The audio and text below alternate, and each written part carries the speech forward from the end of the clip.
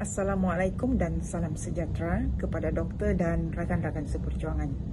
Kami dari Kumpulan 5 telah sepakat memilih tajuk Sistem Pentadbiran dalam Mengurus Dasar Pelancongan Singapura dan Australia tahun 2020 sehingga tahun 2025. Ahli kumpulan kami terdiri daripada Encik Faizal bin Hassan, nombor metrik 290122, Encik Fazri bin Muhammad Faizul, nombor metrik 290363, Encik Thomas Maurus, nombor metrik 290470, Encik Fakrul Izzuddin bin Muhammad, nombor metrik 290152, dan saya sendiri Puan Nur Afni binti Alatin, nombor metrik 290428. Baiklah, saya akan membentangkan pengenalan kepada tajuk yang telah kami pilih. Pelancongan memainkan peranan penting dalam memacu pertumbuhan ekonomi, menyediakan peluang pekerjaan dan menggalakkan pertukaran budaya. Industri ini menyumbang kira-kira 9.1% kepada KDNK Global, menjadikannya antara sektor utama yang memacu pembangunan dan globalisasi. Di Singapura, pelancongan menyumbang kepada 4.5% KDNK dan menarik lebih 13.6 juta pelawat antarabangsa pada tahun 2023. Rujukan daripada Jabatan Perangkaan Singapura tahun 2024. Manakala di Australia, sektor ini menjana AUD 166 bilion kepada KDNK dan menggaji sekitar 5% tenaga kerja negara. Rujukan daripada Tourist Research Australia tahun 2024.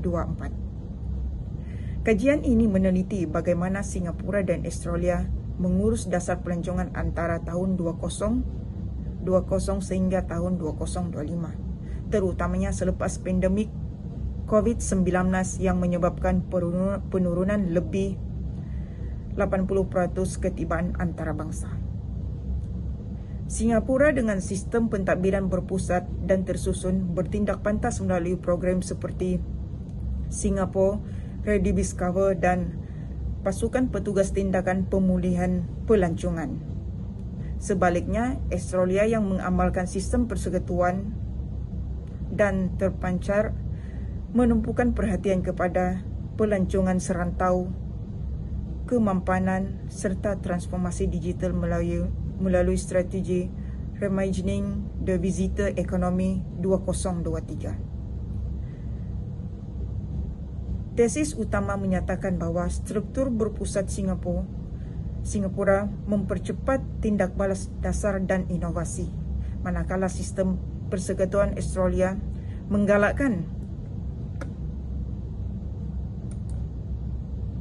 keterangkuman pembangunan wilayah dan kolaborasi antara pihak yang berkepentingan. Seterusnya saya pas kepada rakan saya. Assalamualaikum dan salam sejahtera. Terlebih dahulu saya kenalkan diri saya. Saya Faizal bin Hassan, nombor metrik 290122 daripada PJJKK.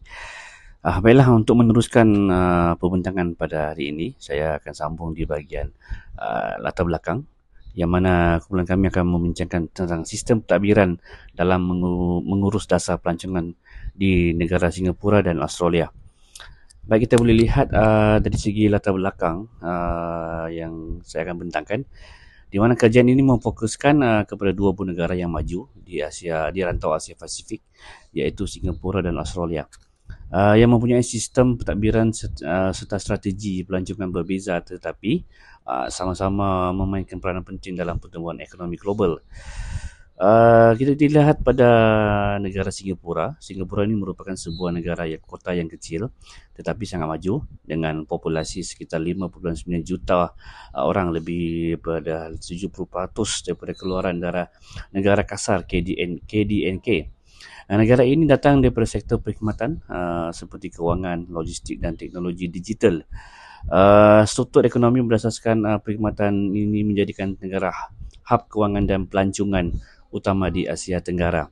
Dari sudut pelancongan pula, Singapura ini mencatatkan pemulihan yang kukuh selepas pandemik COVID-19 pada tahun 2024. Negara ini menerima 16.5 juta pelawat antarabangsa dengan pendapatan pelancongan sebanyak 22.4 bilion Sing dollar, apabila hampir menyamai rekod sebelum pandemik. Sektor pelancongan di sini merangkumi industri hotel, pelayaran, MICE dan pusat tarikan utama seperti Marina Bay dan Sands dan Sentosa. Sebagai anggota aktif ASEAN, APEC dan WTO, Singapura juga memainkan peranan penting dalam kerjasama serantau, termasuk pelaksanaan koridor pelancongan ASEAN yang memudahkan aliran pelancongan antarabangsa. Dari segi tadbir urus pula, Singapura ini mengamalkan sistem berpusat dan efisien di mana keputusan utama ditentukan oleh kerajaan melalui Pejabat Perdana Menteri Lembaga Pelancongan Singapura STB di bawah Kementerian Perdagangan dan Industri MTI, bertanggungjawab terhadap perancangan strategi, pemasaran destinasi, pembangunan produk dan pengawalan silian industri pelancongan. Pendekatan ini membolehkan dasar pelancongan dilaksanakan secara pantas dan tersusun dengan penekanan kepada pelancongan berkualiti tinggi, lestari dan berteknologi. Kita lihat pula dari segi pelancongan Asia di Australia. Di Australia, pelancongan merupakan komponen penting ekonomi dan pembangunan sosial, terutamanya di kawasan Lower Bandar dan komuniti orang asli yang bergantung kepada hasil pelancongan. Kerajaan Australia ini memperkenalkan strategi TRIF 2030 ataupun berkembang maju pada tahun 2030 yang menekankan pelancongan yang mampan, inklusif dan berdaya tahan. Ini di samping mempromosikan pelancongan budaya bangsa pertama sebagai identiti nasional. Matlamat utama strategi ini ialah memastikan 40% daripada perbelanjaan pelancongan berlaku di kawasan serantau menjelang 2030 bagi memastikan manfaat pelancongan tidak hanya tertumpu di bandar besar seperti Sydney dan Melbourne. Pentadbiran pelancongan di Australia diketahui oleh Tourism Australia bagi mempromosi antarabangsa, manakala Jabatan Perubahan Iklim, Tenaga, Alam Sekitar dan Air memantau pula daripada aspek kelestarian alam seperti pemeliharaan terumbu karang dan taman negara. Pendekatan ini menunjukkan pelancongan di Australia bukan sahaja berasaskan keuntungan ekonomi tetapi ia turut menekankan pemeliharaan alam sekitar dan pembangunan komuniti setempat. Apa yang boleh dirumuskan daripada di latar belakang di antara dua negara ini adalah secara keseluruhannya Singapura dah menonjolkan dalam sistem pentadbiran berpusat yang cekap dan pantas dalam melaksanakan dasar pelancongan pintar serta mampan. Australia pula mengamalkan pendekatan persekutuan yang inklusif yang memberi tumpuan kepada pelancongan wilayah serta kelestarian sosial dan alam sekitar. Kedua-dua negara ini memperlihatkan bahawa struktur pentadbiran yang berbeza boleh menghasilkan kejayaan dalam bidang pelancongan selagi ia berpaksikan kepada pentadbiran urus yang cekap, strategi mampan dan kerjasama dan pelbagai pihak. Assalamualaikum warahmatullahi wabarakatuh. Diucapkan kepada Profesor Madya Dr. Muhammad Suhaimi Esa. Saya Fazri bin Muhammad Faizul, nombor metrik 290363. Saya akan menerangkan tentang sistem pentadbiran dan dasar pelancongan di Singapura. Untuk struktur pentadbiran pelancongan Singapura mencerminkan sistem tadbir urus yang bersatu dan berpusat. Pembuatan keputusan tertumpu di peringkat kebangsaan di bawah Pejabat Perdana Menteri dengan kementerian dan lembaga berkanun beroperasi dalam penyelarasan yang rapat. Lembaga Pelancongan Singapura, sebuah badan berkanun di bawah Kementerian Perdagangan Industri, mengetuai penggubalan dan pelaksanaan dasar pelancongan, pemasaran destinasi dan pembangunan sektor. Untuk dasar pelancongan Singapura, berikutan kejutan pandemik, Singapura melancarkan satu set dasar pemulihan dan transformasi yang bertujuan untuk menggiatkan semula ekosistem pelancongan sambil memastikan daya tahan dan kemampanan. Kempen Singapore Discover pada 2020 diperkenalkan untuk merangsang pelancongan domestik dan mengekalkan perniagaan tempatan melalui voucher digital bernilai 100 Singapura dolar untuk warga dewasa berbelanja di hotel, tarikan dan pelancongan. Untuk pelaksanaan dan penyelarasan, pelaksanaan dasar bergantung pada penyelarasan Lembaga Pelancongan Singapura dengan pihak berkepentingan industri melalui perkongsian awam swasta dan pakatan sektor. Program Pemecut Pelancongan Singapura memupuk pemula dalam teknologi hospitality mencerminkan ekosistem inovasi yang disokong kerajaan. Kerjasama merentas kementerian memastikan penjajaran dasar buruh, perancangan pengangkutan dan prosedur imigresen. Penggunaan papan pemuka data dan petunjuk prestasi membolehkan pengesanan masa nyata arah aliran pelancongan, menggambarkan ketepatan pentadbiran dan kebertanggungjawaban. Dan cabaran pentadbiran Singapura pula, walaupun kecekapannya, Singapura menghadapi kekangan seperti tenaga kerja yang terhad, meningkatkan kos operasi dan kekurangan tanah yang menyekatkan pengembangan infrastruktur pelancongan. Selain itu, ketidaktentuan global, ketegangan geopolitik, inflasi dan perubahan pilihan perjalanan menimbulkan tekanan luaran. Cabaran bagi penggubal dasar adalah mengekalkan daya saing melalui inovasi sambil mengimbangi kemampanan dan keterangkuman sosial. Salam sejahtera, nama saya Thomas Maurus, nombor metrik 290470. Hari ini saya akan membentangkan tentang struktur pentadbiran pelancongan di Australia. Sistem pelancongan Australia beroperasi di bawah tadbir urus persekutuan yang melibatkan 3 peringkat: persekutuan, wilayah, negeri dan kerajaan tempatan. Peringkat persekutuan, Tourism Australia bertanggungjawab terhadap penerjamaan dan promosi antarabangsa, manakala Jabatan Perubahan Iklim, Tenaga Alam Sekitar dan Air DCCEW memastikan kemampanan pelancongan. Peringkat negeri dan wilayah, badan seperti Visit Victoria dan Tourism and Events Aquilance mengurus promosi dan pembangunan pelancongan serantau.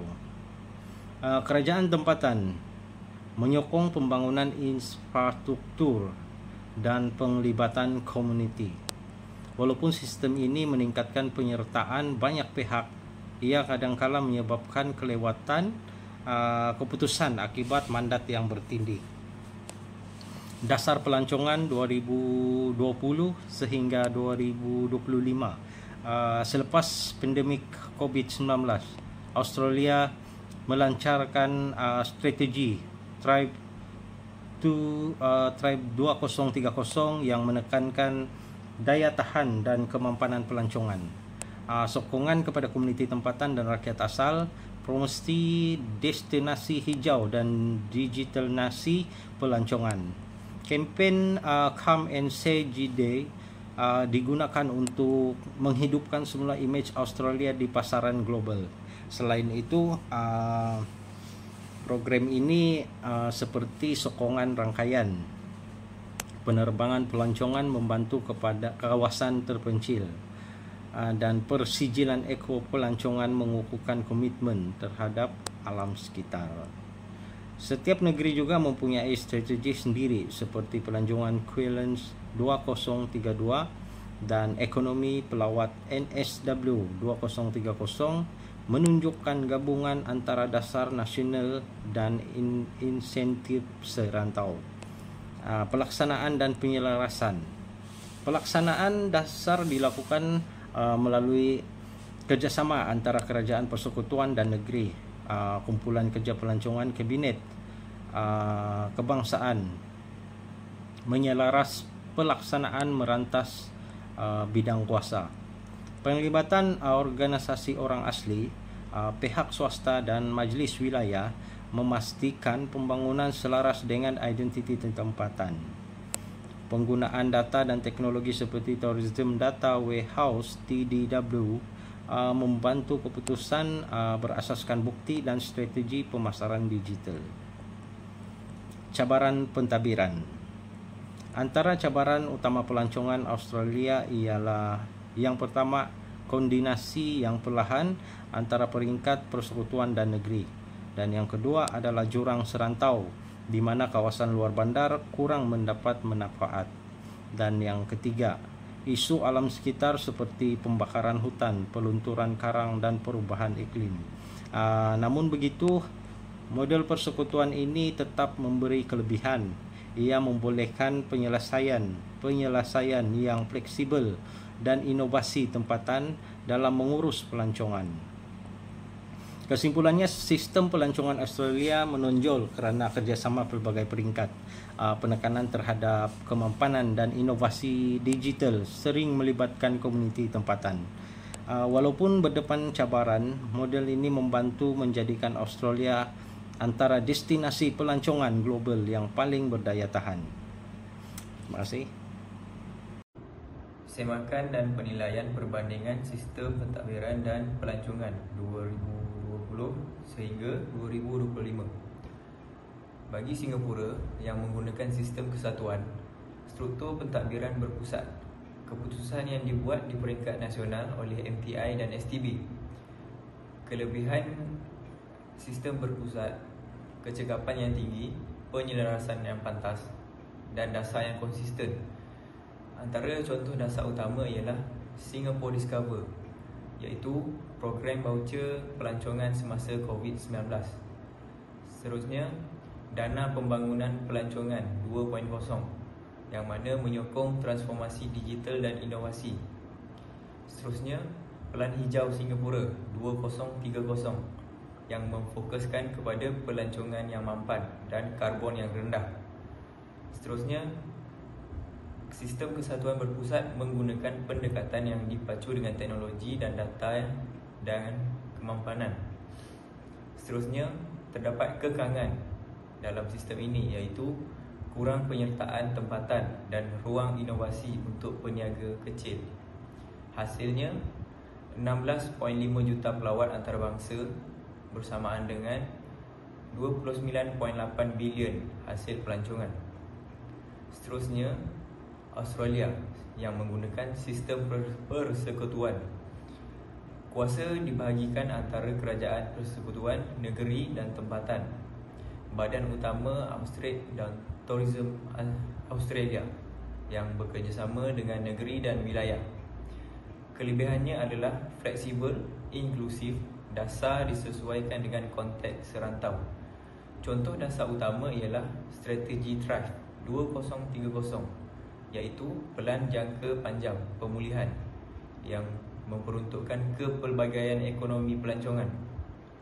Seterusnya, strategi negeri Queensland Tourism 2032, iaitu NSW Visitor Economy Strategy 2030. Seterusnya, fokusnya adalah kepada pemodenan, kepelbagaian penglibatan komuniti dan pelancongan orang asli. Seterusnya, terdapat kekangan, iaitu penyelarasan yang perlahan, pertindihan bidang kuasa dan dasar yang tidak sekata antara negeri. Hasilnya adalah 166 bilion perbelanjaan pelancongan domestik. Seterusnya, Singapura unggul dalam kecekapan, kesepaduan dan kelajuan pelaksanaan, manakala Australia menonjol dalam keterangkuman, kebolehsuaian dan inovasi serantau. Terdapat perbezaan utama, iaitu Singapura centralized efficiency, manakala Australia decentralized inclusivity. Cadangannya adalah menggabungkan kedua-dua kekuatan model hybrid, iaitu kecekapan dan arah strategik Singapura, keterangkuman dan fleksibi Australia, untuk membangun sistem pelancongan global yang berdaya tahan dan mampan. Baiklah, saya akan membentangkan kesimpulan dari tajuk yang kami telah pilih. Kajian ini menunjukkan bahawa Singapura dan Australia mengamalkan pendekatan tadbir urus pelancongan yang berbeza tetapi saling melengkapi dalam mencapai pertumbuhan pelancongan yang mampan. Singapura dengan sistem pentadbiran berpusat dan bersatu berjaya melaksanakan strategi pelancongan yang pantas dan inovatif, terutamanya semasa krisis COVID-19. Pendekatan atas ke bawah ini membolehkan penyelarasan dasar yang kukuh, penggunaan teknologi digital serta fokus terhadap pelancongan pintar dan kelestarian alam sekitar melalui inisiatif seperti Pelan Hijau 2030 dan Dana Pembangunan Pelancongan 2.0. Sebaliknya, Australia yang mempunyai sistem persekutuan dan terpancar menekankan keterangkuman dan memperkasa wilayah dan pembangunan serantau. Strategi seperti Thrift 2030 menunjukkan usaha Australia membina pelancongan yang berasaskan komuniti lestari dan tahan terhadap perubahan ekonomi global. Secara keseluruhannya, Singapura unggul dalam kecekapan dan inovatif manakala Australia menonjol dalam kolaborasi dan kepelbagaian. Gabungan kedua-dua model ini menunjukkan bahawa masa depan tadbir urus pelancongan memerlukan pendekatan hybrid. Menggabungkan ketengkasan digital Singapura dengan kerjasama persekutuan Australia untuk memastikan pelancongan global lebih berdaya tahan, inklusif dan mampan. Sekian pembentangan dari kumpulan kami. Terima kasih.